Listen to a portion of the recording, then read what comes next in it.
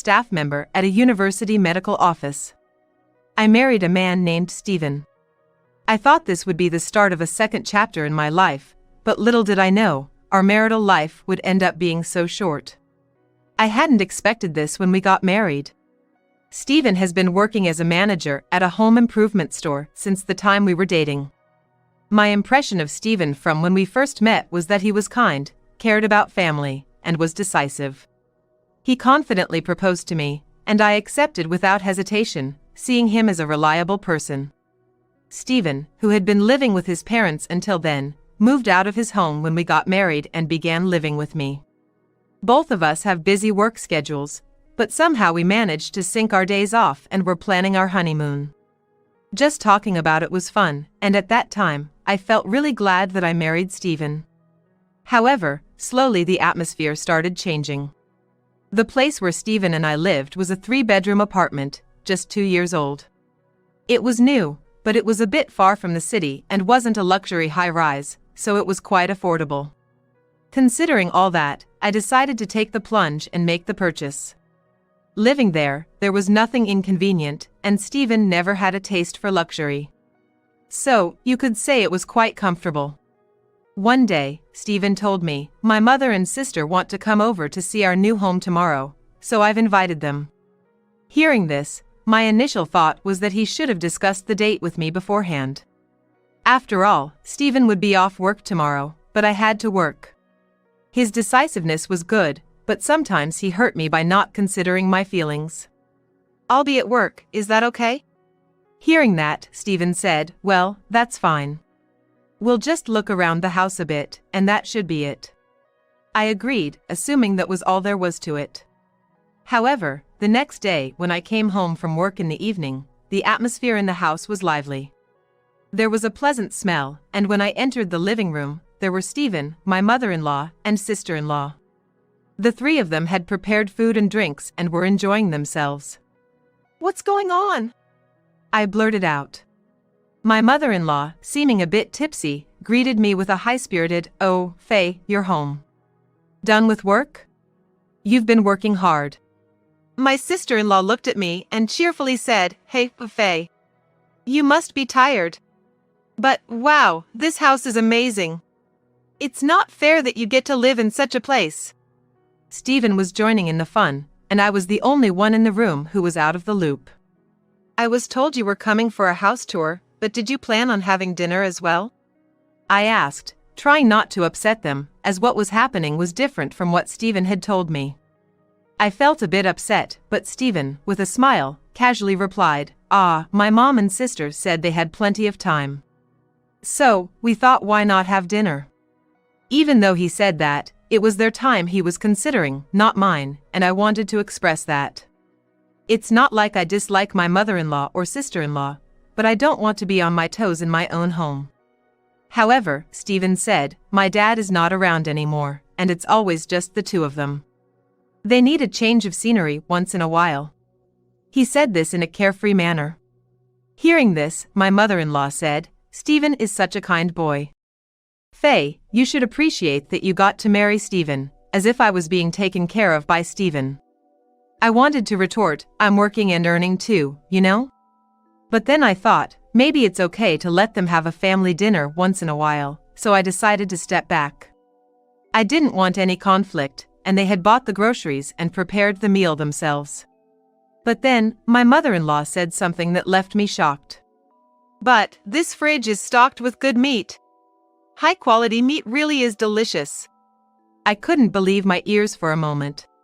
My mother-in-law and sister-in-law were clearly using our groceries. The alcohol and the snacks my sister-in-law was eating were exactly the ones we had bought. "Huh? You didn't buy these yourself?" When I asked, my mother-in-law replied, "Well, if you have this much in the fridge, there's no need to go shopping, right?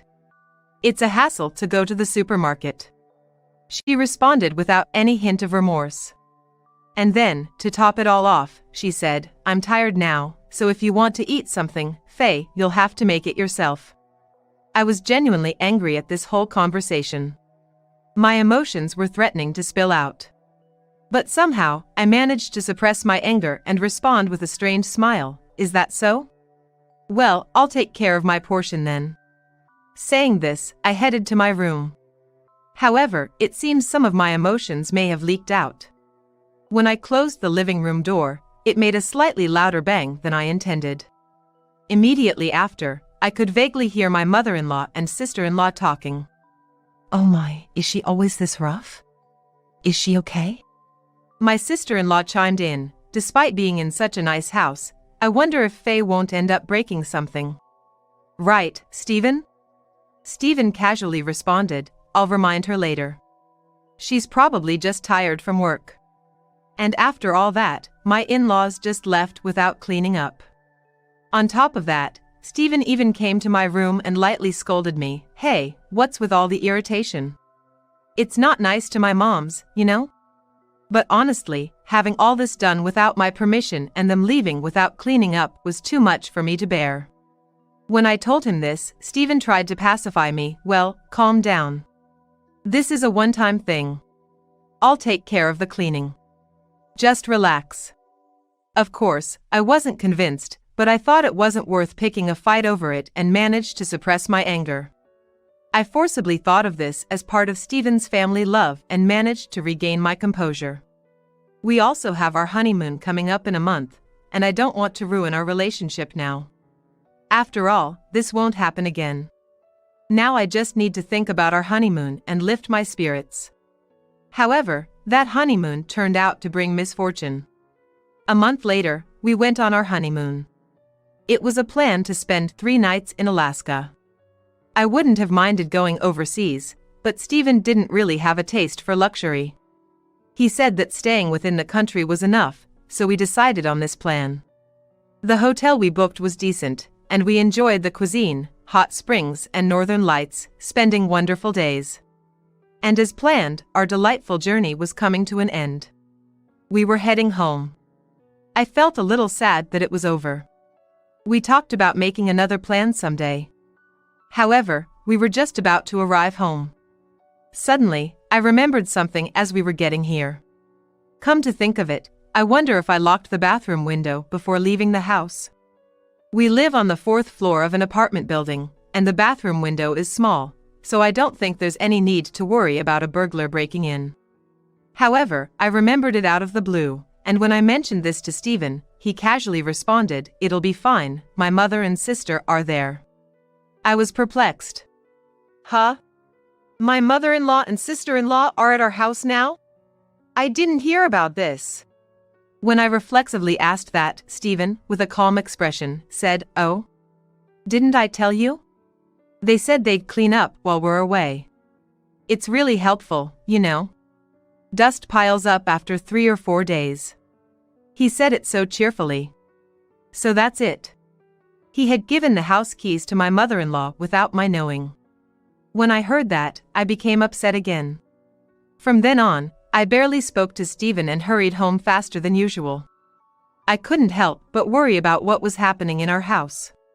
Upon arriving home and entering the living room, as expected, they were having another party.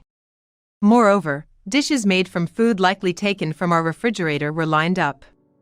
"Oh, you're back? Did you have a good time?" My mother-in-law called out to us casually. Of course, I was in no state to give her a proper answer. She said something about cleaning up, but the place was messier than before. And on top of that, there seemed to be more bags from my mother-in-law and sister-in-law. When I saw all that, I could almost hear the last straw breaking inside me. "Enough! What are you doing? Please go home. This is our house. It's a problem if you keep doing as you please." I couldn't help but blurt out my frustrations. Upon hearing this, my mother-in-law said, "Oh Faye, why are you so upset? Aren't you in no position to say that? This is Stephen's house, so there should be no problem whatever we, as his family, do." My sister-in-law chimed in with a somewhat arrogant attitude. "That's right, Faye. If anything, we should have more right to live here than you. I just can't understand their way of thinking." "Hey! I'm paying for this house too, you know. It's my house as well. So, I need you to get my permission too." I was filled with a feeling that I didn't want to hold back anymore. There was also a concern that if I didn't retort, they would get carried away. But what drove me further was the unexpected Stephen. "Hey Faye! You need to stop. How can you speak to my family like that? We're all going to live here from now on. Don't be so selfish." Upon hearing his words, I was momentarily stunned. Live with these in-laws? Was it decided without my knowing again? When that thought crossed my mind, I couldn't help but retort back to Stephen. "So, why do you decide on your own without telling me? Can't you consult with me at least once? Who's being selfish here? Don't be ridiculous." The cheerful atmosphere from our honeymoon trip was nowhere to be found.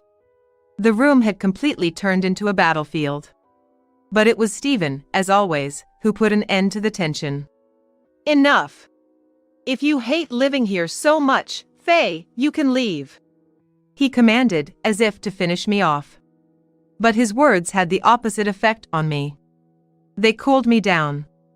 I must have come to realize that I couldn't go on living with these people anymore. And if that's the case, there's no reason for me to stick around with Stephen and the others. I could have asked Stephen, who said such a thing, "Are you sure about that?" but I didn't. However, my desire to avoid further involvement was stronger, so I allowed myself to say it casually, all the while grinning. "Okay, got it. I'll be out of here in no time." I don't think my mother-in-law and sister-in-law understood why I was smirking, but they'll find out eventually. Afterwards, I quickly packed up only the essentials and left the house. Stephen's parting words were, "Cool off for a while," but I was already cool and had no intention of returning. He seems to think I'm coming back. I contacted my parents, asked to stay with them temporarily, started preparing for divorce, and began looking for a new place to live.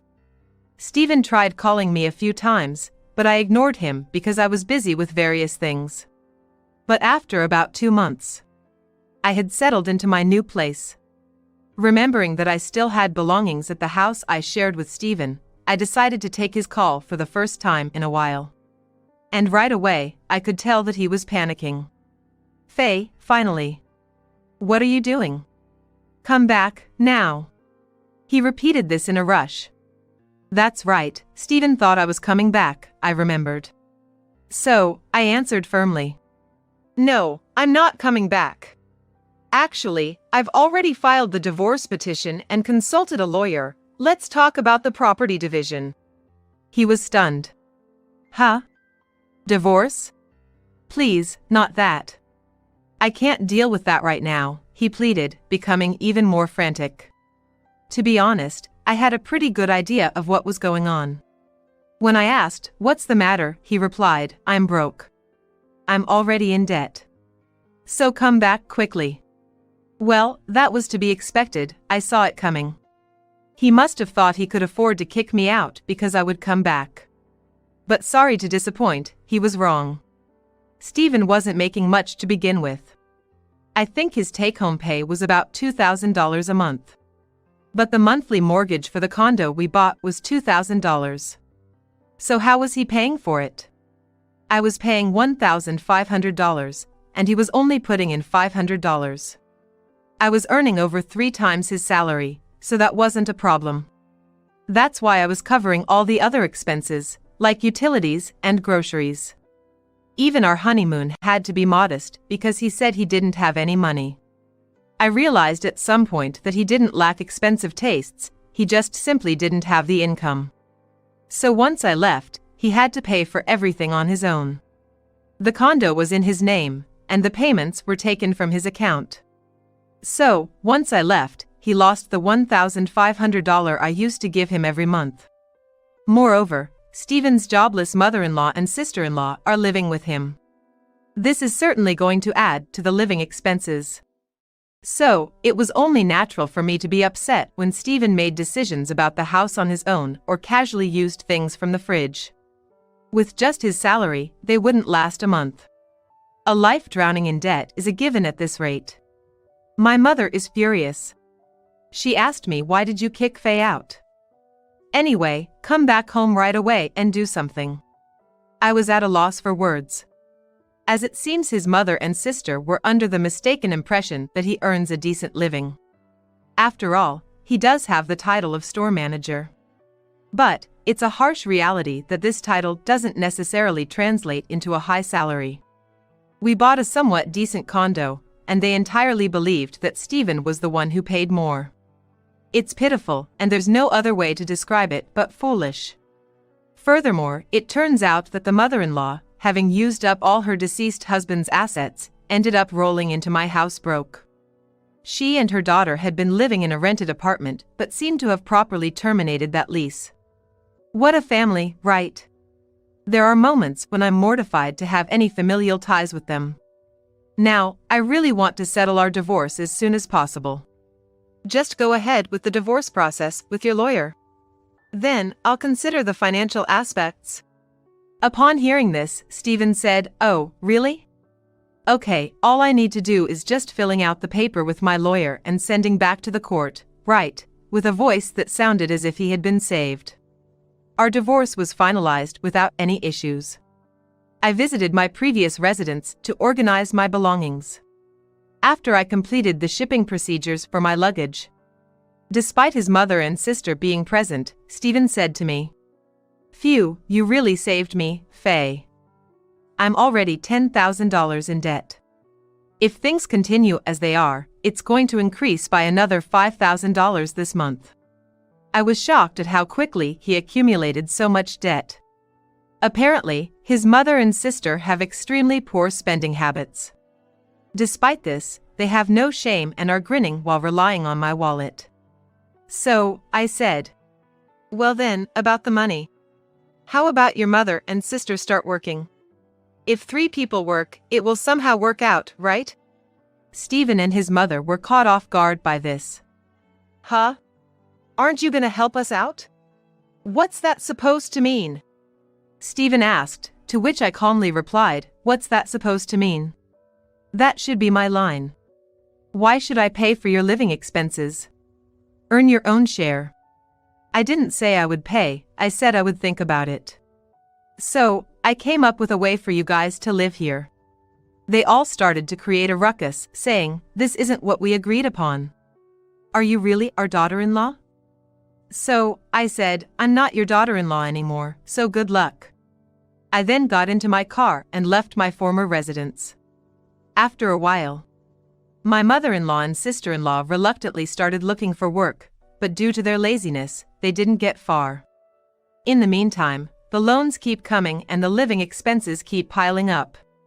Despite this, they have extravagant tastes and Stephen's debt just keeps increasing. He eventually borrowed from some dangerous places. It seems that even now, they live in fear of debt collectors. On the other hand, I can finally use the money I've earned for myself and am enjoying hobbies and traveling. When you lead a fulfilling life, it makes you even more motivated at work. One day, a doctor at work approached me and said, "You're really glowing recently, Faye." He was someone who had lent me his ear when I complained about Stephen. This was an opportunity for us to start dating, which has further enriched my daily life.